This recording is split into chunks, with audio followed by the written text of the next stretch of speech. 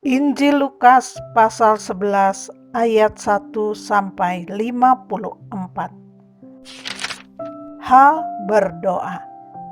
Pada suatu kali, Yesus sedang berdoa di salah satu tempat. Ketika ia berhenti berdoa, berkatalah seorang dari murid-muridnya kepadanya, "Tuhan, ajarlah kami berdoa, sama seperti yang diajarkan Yohanes kepada murid-muridnya." Jawab Yesus kepada mereka, "Apabila kamu berdoa, katakanlah, Bapa, dikuduskanlah namamu, datanglah kerajaanmu, berikanlah kami setiap hari makanan kami yang secukupnya, dan ampunilah kami akan dosa kami, sebab kami pun mengampuni setiap orang yang bersalah kepada kami. Dan janganlah membawa kami ke dalam pencobaan." Lalu katanya kepada mereka, "Jika seorang di antara kamu pada tengah malam pergi ke rumah seorang sahabatnya dan berkata kepadanya, 'Saudara, pinjamkanlah kepadaku 3 roti, sebab seorang sahabatku yang sedang berada dalam perjalanan singgah ke rumahku, dan aku tidak mempunyai apa-apa untuk dihidangkan kepadanya.' Masakan ia yang di dalam rumah itu akan menjawab, 'Jangan mengganggu aku. Pintu sudah tertutup dan aku serta anak-anakku sudah tidur. Aku tidak dapat bangun dan memberikannya kepada saudara.' Aku berkata kepadamu, sekalipun ia tidak mau bangun dan memberikannya kepadanya karena orang itu adalah sahabatnya, namun karena sikapnya yang tidak malu itu, ia akan bangun juga dan memberikan kepadanya apa yang diperlukannya. Oleh karena itu, aku berkata kepadamu, mintalah, maka akan diberikan kepadamu. Carilah, maka kamu akan mendapat. Ketoklah, maka pintu akan dibukakan bagimu. Karena setiap orang yang meminta, menerima, dan setiap orang yang mencari, mendapat. Dan setiap orang yang mengetok, baginya pintu dibukakan. Bapa manakah di antara kamu, jika anaknya minta ikan daripadanya, akan memberikan ular kepada anaknya itu ganti ikan? Atau jika ia minta telur, akan memberikan kepadanya kalajengking? Jadi, jika kamu yang jahat tahu memberi pemberian yang baik kepada anak-anakmu, apalagi Bapamu yang di sorga, Ia akan memberikan Roh Kudus kepada mereka yang meminta kepadanya.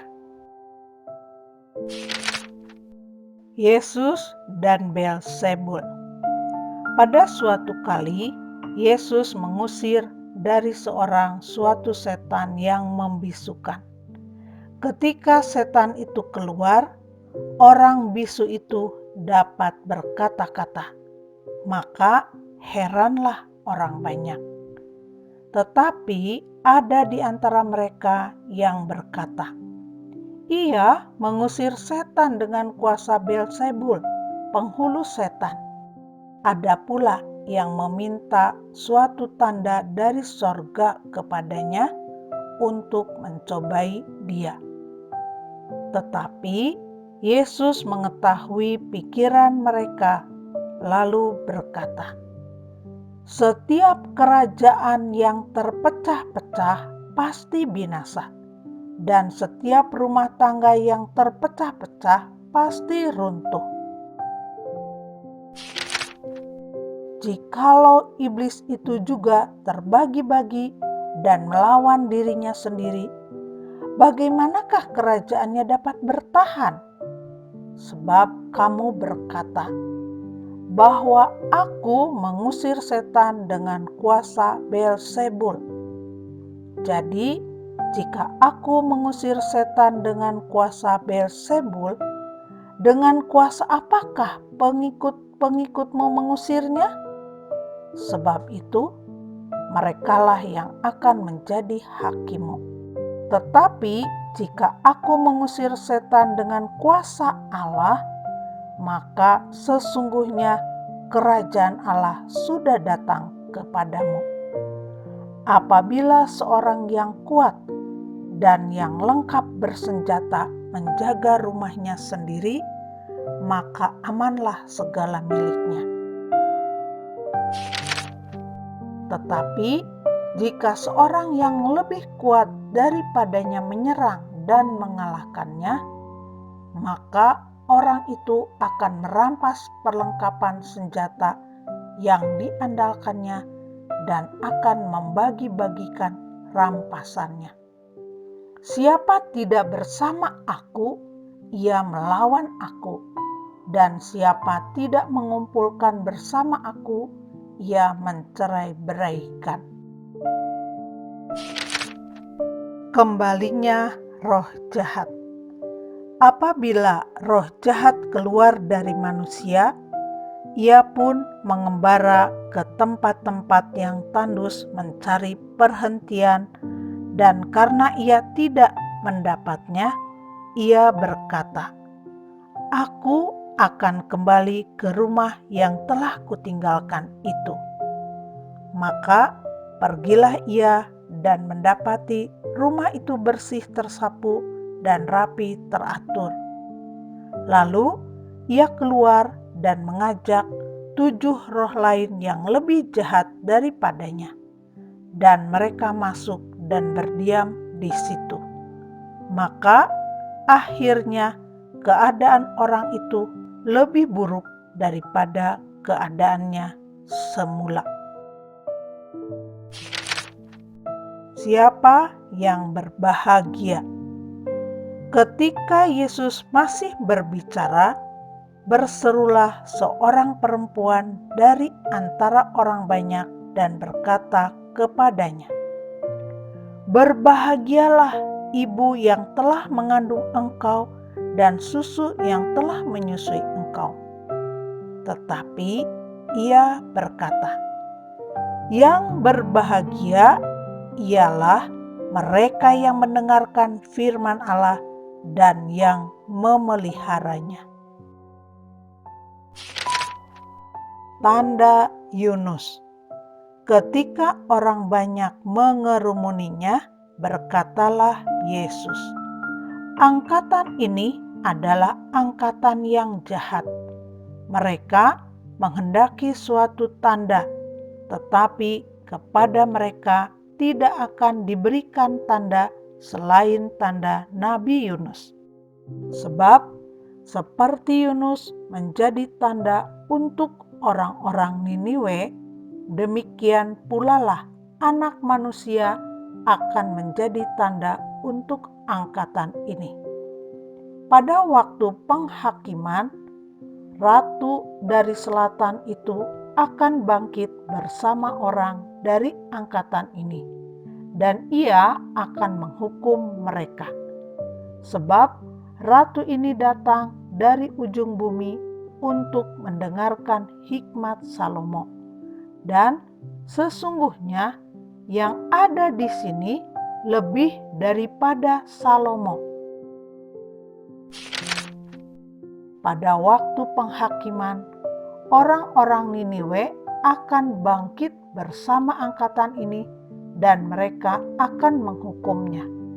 Sebab orang-orang Niniwe itu bertobat waktu mereka mendengarkan pemberitaan Yunus. Dan sesungguhnya yang ada di sini lebih daripada Yunus. Yesus mengecam orang-orang Farisi dan ahli-ahli Taurat. Ketika Yesus selesai mengajar, seorang Farisi mengundang dia untuk makan di rumahnya. Maka masuklah ia ke rumah itu, lalu duduk makan.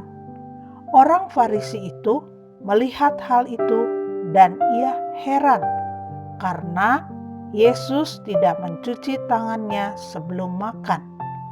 Tetapi Tuhan berkata kepadanya, "Kamu orang-orang Farisi, kamu membersihkan bagian luar dari cawan dan pinggan, tetapi bagian dalammu penuh rampasan dan kejahatan. Hai orang-orang bodoh, bukankah Dia yang menjadikan bagian luar?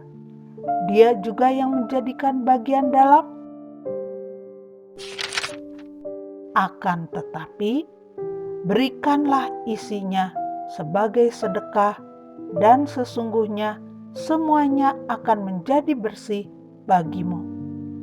Tetapi celakalah kamu, hai orang-orang Farisi, sebab kamu membayar persepuluhan dari selasih, inggu, dan segala jenis sayuran, tetapi kamu mengabaikan keadilan dan kasih Allah.